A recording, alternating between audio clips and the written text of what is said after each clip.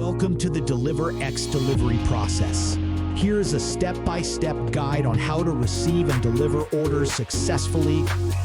Make sure the DeliverX notification on your mobile is active and the main page of the app is active when you use or close it.